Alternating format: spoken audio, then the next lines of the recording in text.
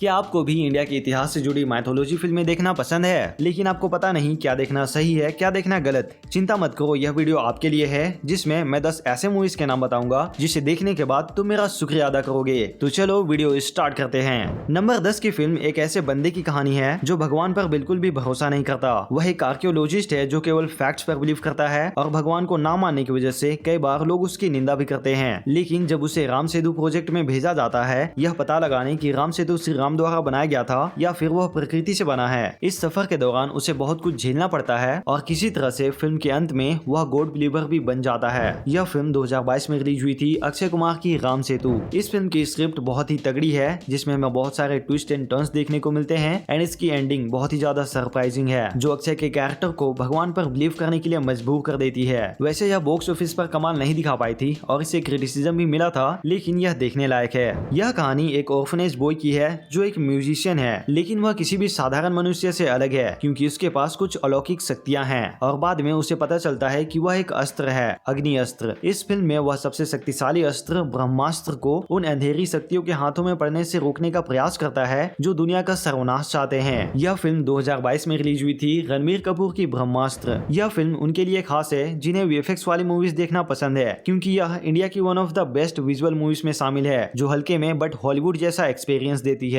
श्री कृष्ण के साथ महाभारत के मेन कैरेक्टर यानी कि अर्जुन, यह फिल्म उनके शुरुआती जीवन पर आधारित है जिसमें वह प्रशिक्षण, शिक्षा और अपने अंदर योद्धा की अंतिम खोज का पता लगाते हैं। 2012 में रिलीज हुई film Arjun the Prince warrior. 12 साल पहले ही इसका एनिमेशन इतना ज्यादा खूबसूरत था कि कोई इसकी बराबरी कर नहीं सकता एंड मूवी के डायलॉग्स और कन्वर्सेशन लिटरली गूस बम्स। आपको डर नहीं लग रहा है? अर्जुन, भविष्य में क्या होने वाला है उसका किसी को पता नहीं, और जो हुआ ही नहीं उसकी चिंता किस लिए? अपने आप पर ऐसा नियंत्रण? कर्म करो अर्जुन, जय पराजय का विचार छोड़कर अपने कर्तव्य पर ध्यान दो, भय अपने आप दूर हो जाएगा। ऑफ कोर्स इस फिल्म के बारे में तो सभी लोग जानते ही होंगे। भगवान विष्णु के दशावतार लॉर्ड कल्कि के जन्म की महागाथा जिसे नाग अश्विन ने दुनिया के सामने अपने नजरिए से पेश किया है। एक तरीके से तुम इसे महाभारत का एक्सटेंडेड वर्जन भी बोल सकते हो। जून 2024 में रिलीज हुई कल्कि सिनेमैटिक यूनिवर्स की पहली फिल्म कल्कि 2898 एडी, इंडिया की ऐसी फिल्म जिसने वीएफएक्स के क्षेत्र में एक नया स्टैंडर्ड स्थापित कर दिया है। स्टोरी के अनुसार इसका फर्स्ट हाफ थोड़ा बोरिंग था, लेकिन second half God level characters को दिखाते हुए बहुत ही ज्यादा एपिक हो जाती है। रंगनाथ राव जो एक आर्कियोलॉजिस्ट है और प्रोफेसर ग्रीस के एक पुस्तकालय में जाते हैं जहां टोलमी द्वारा लिखित एक पुस्तक के माध्यम से उन्हें पता चलता है कि द्वापर युग के अंत से पहले श्री कृष्ण ने अपने मित्र अपने सलाहकार उद्धव को एक पायल सौंपी थी जिसमें उन सभी घातक समस्याओं के समाधान है जिनका सामना मनुष्य को कलयुग में करना पड़ेगा। कार्तिकेय जो साइंस और फैक्ट्स में बिलीव करने वाला एक डॉक्टर है, इस फिल्म में वह श्री कृष्ण के उस खोए हुए पायल की तलाश में निकलता है और क्या वो उसे ढूंढ पाएगा या नहीं, रास्ते में उसे किन कठिनाइयों का सामना करना पड़ेगा, ये सब देखना बहुत ही ज्यादा इंटरेस्टिंग है। 2022 में रिलीज हुई मलयालम इंडस्ट्री की कार्तिकेय 2, साथ ही इसका पहला पार्ट 2012 में आया था कार्तिकेय। दोनों फिल्में मस्ट वॉच हैं। स्पेशली इन मूवीज को इनके यूनिक स्टोरी लाइन की वजह से बहुत ज्यादा पसंद किया जाता है एंड माइथोलॉजी पर्सपेक्टिव से भी ये बहुत ही ज्यादा इंटरेस्टिंग स्टोरीज हैं। जब भूकंप से एक नास्तिक कांची की प्राचीन वस्तुओं की दुकान नष्ट हो जाती है तो वह भगवान पर ही मुकदमा करने का फैसला कर लेता है। हालांकि इस फैसले की वजह से उसे बहुत सारी कठिनाइयों का सामना करना पड़ता है अपने समाज से, अपने परिवार वालों से, लेकिन जब स्वयं श्री कृष्ण उसे मुकदमा लड़ने और भ्रष्ट धोखेबाजों को बेनकाब करने में मदद करते हैं तो फिर भला ऐसी जंग कौन हार सकता है। 2012 में रिलीज हुई अक्षय कुमार की OMG ओ माई गॉड, साथ ही 2023 में OMG 2 भी आई थी जो भगवान शिव और उनके भक्त से जुड़ा हुआ है। यह हमें सिखाती है कि भगवान पत्थर की मूर्तियों पर नहीं हमेशा मनुष्य के साथ होते हैं एंड ये फिल्में मोरल्स के अलावा एंटरटेनमेंट के लिए भी 10 आउट ऑफ 10 डिजर्व करती है।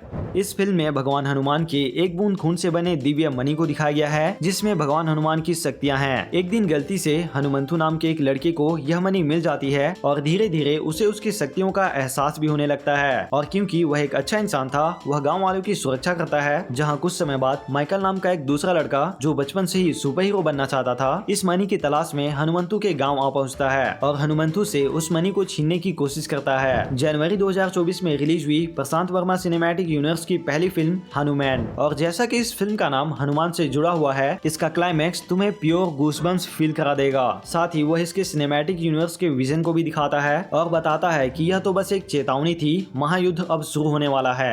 एक राजा था जिसके पास एक बड़ा राज्य था, साथ ही एक प्यारी पत्नी और बच्चे भी थे, लेकिन उसे शांति नहीं मिल पा रही थी। वह सच्ची खुशी की तलाश में यहाँ से वहाँ भटक रहा था और एक बार वह एक जंगल में पहुँचता है जहाँ उसे एक पवित्र पत्थर मिला जो पंजूगली देव द्वारा ऑक्यूपाइड था। एक देवता जो जंगल में रहने वाले ग्रामीणों की रक्षा करता है। राजा पत्थर को अपने साथ ले जाना चाहता था, जिसके बदले उसे अपनी जमीन का एक बड़ा हिस्सा गाँव वालों को देना पड़ा। पंजूगली देव राजा को चेतावनी देता है कि उसके परिवार के उत्तराधिकारियों को भी उसका वचन निभाना होगा। वे कभी भी ग्रामीणों से जमीन वापस नहीं लेंगे और अगर उन्होंने ऐसा किया तो उन पर गुलिगा देव नामक क्रूर देवता का क्रोध भड़केगा। इस कहानी को फॉलो करती यह फिल्म शिवा नाम के एक ग्रामीण पर फोकस्ड है जो 2022 में रिलीज हुई थी कन्नड़ा इंडस्ट्री की कांतारा। इस फिल्म में ऋषभ शेट्टी ने जो एक्टिंग की है वह काबिले तारीफ है एंड लास्ट 20 मिनट का क्लाइमैक्स अनबिलीवेबल।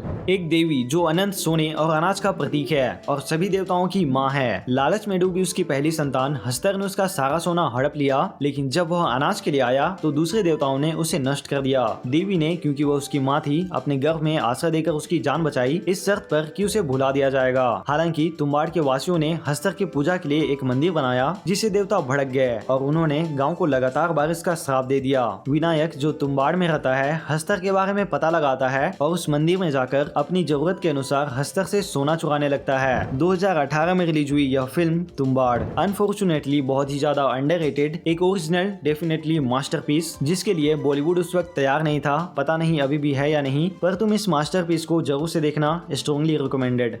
ओके गाइस, सो अब हम आ चुके हैं नंबर 1 पे, भारत की महाकाव्य जो हमें बताती है एक आदि पुरुष की कहानी। अब इसके बारे में मैं क्या ही बताऊं, बच्चे बच्चे को पता है। 2023 में रिलीज हुई फिल्म प्रभास की आदि पुरुष।